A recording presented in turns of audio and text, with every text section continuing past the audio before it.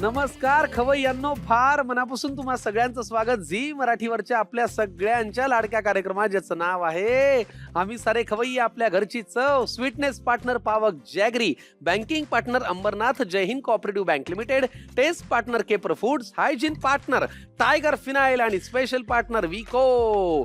तुम्हाला एक सांगू, या स्वयंपाकघरामध्ये मला अनेक घरच्या छान छान चवी चाखायला मिळतात, पण याच्या पलीकडे प्रत्येक भागामधून आलेल्या पाहुण्यांकडून काहीतरी शिकायला मिळतं.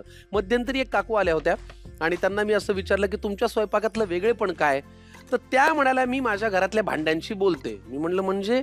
तर त्या म्हणाला आता ही कढई बघा 50 वर्ष जुनी आहे. मी तिला रोज म्हणते की अगं एवढी जुनी आहेस, किती मला साथ देते. तर मला हा थॉट खूप आवडला की आपल्या घरातल्या वस्तू असतात ज्या वर्षानुवर्ष आपल्याला साथ देतात, पण खरंच त्या निर्जीव वस्तूंना कधीतरी आपण सजीव भावनेने थँक्यू म्हणतो का, त्यांच्याशी बोलतो का.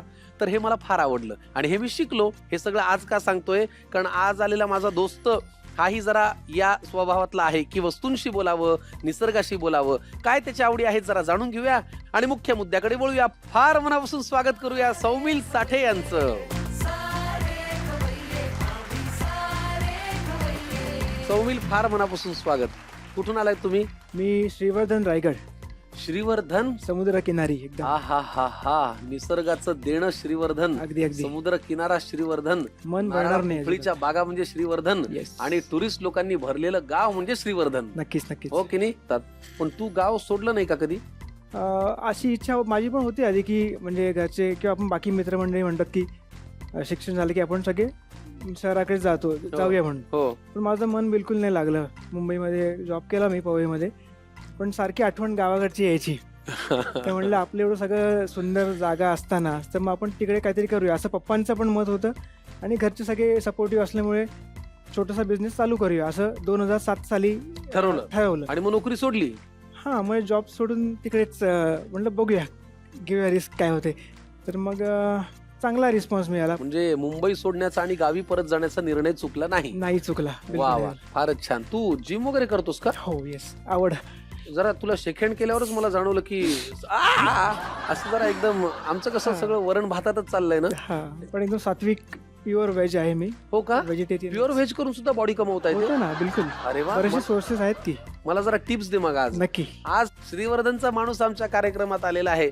निसर्गाशी निगडीत खूप गप्पा होणार आहेत. स्वयंपाकघरात जाऊया. नक्की. Please welcome. येस. नको शेखेंड नको आता.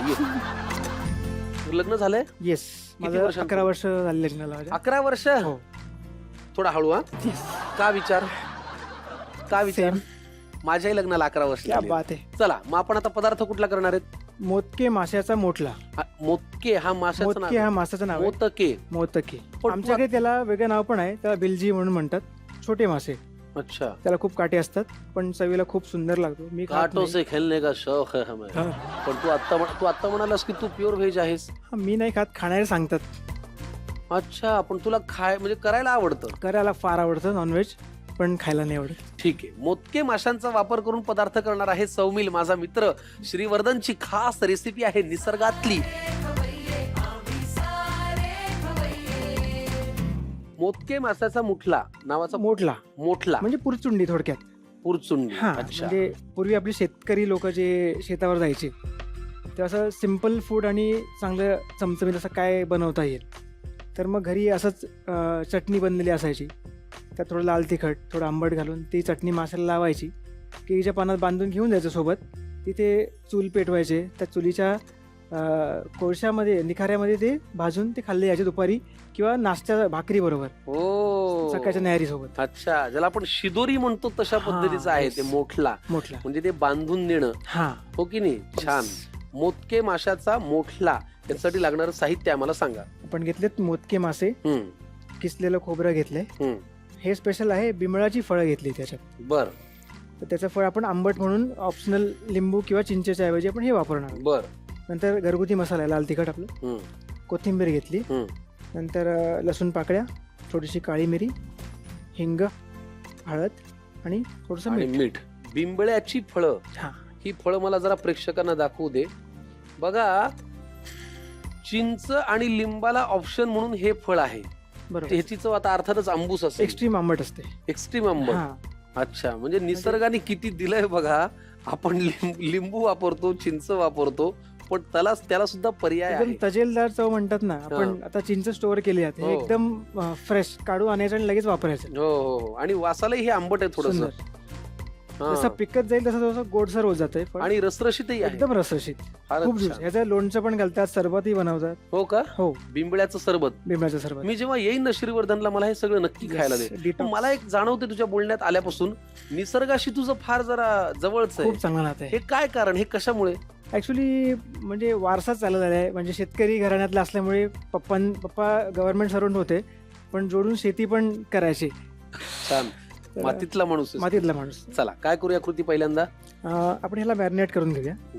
हा मासा मोदके. मोदकी मासा. बर, हा समुद्रात त्याला इंग्रजीमध्ये अँचोवीज म्हणतात. अँचोवीज. अँचोवीज. हा, हे सुके मासे पण खाल्ले जातात ॲज अ सॅलड मध्ये किंवा असं ह्याच्यामध्ये. आपल्याकडे नाही, बाहेर. बर बर बर. हम्म. तुझं शिक्षण काय झालंय? मी हॉटेल मॅनेजमेंट केलंय. बर, ते कुठे केलं? माझं रायगड रोडला महाडला होतं कॉलेज. बर, पुढे? आता ह्याचा आपण खलबत्त्यामध्ये रस काढून घ्यायचा आहे. कुठलं काय बिंबळ. बिंबळाचं फळ. बर, घ्या. हे 2-3च फळं लागतील आपल्याला, कारण वरून पण आपल्याला टाकायचे आहेत. बर. किसून. अच्छा, कच्चे पण घालायचे? कच्चे पण घालायचे आपल्याला. रसरशीत फळ आहे. एकदम लगेचच रस निघतो बाहेर. मस्त. चला, पुढे काय? थोडीशी हळद आणि मीठ.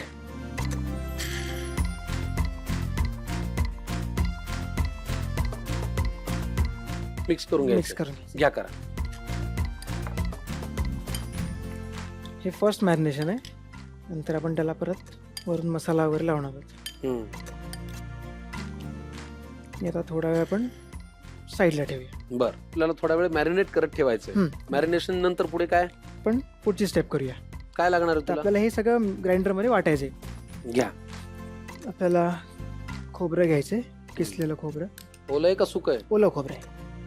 नंतर 3-4 लसूणच्या पाकळ्या घ्यायच्या. काळी मिरी आपल्या चवीनुसार. हिंग. हिंग. सौमिल, तू इतका शांत आहेस का? हो. अरे Actually. काय रे तू. आणि लाल तिखट, आपला घरगुती मसाला. घरी केलाय हा मसाला? Yes, घरी कुठला आहे? आईच्या हातचाच आहे, एकदम फ्रेश. आणि कोथिंबीर घेऊया. वा, तू आधीपासून इतका शांत आहेस का? मागच्या 11 वर्षातली प्रगती? नाही, उलट जास्त बोलका झालोय आता लग्नानंतर. थोडस झालोय. अच्छा. कोथिंबीर आपण घातलीये, वाटण करूया. हो, नक्की. तुमचा स्टाफ आता किती लोकांचा आहे? स्टाफ टोटल आपल्याकडे चार फिक्स स्टाफ आहे. बाकी मग जसे लागतील त्याप्रमाणे आपण हायर करतो. बर, ठीक आहे. तुमच्याकडे 4-5 लोकांचा स्टाफ आहे दोस्ता. इथे मी एकटा राबत असतो. फक्त एक आचारी बुवा माझ्या मदतीला आहेत. हा,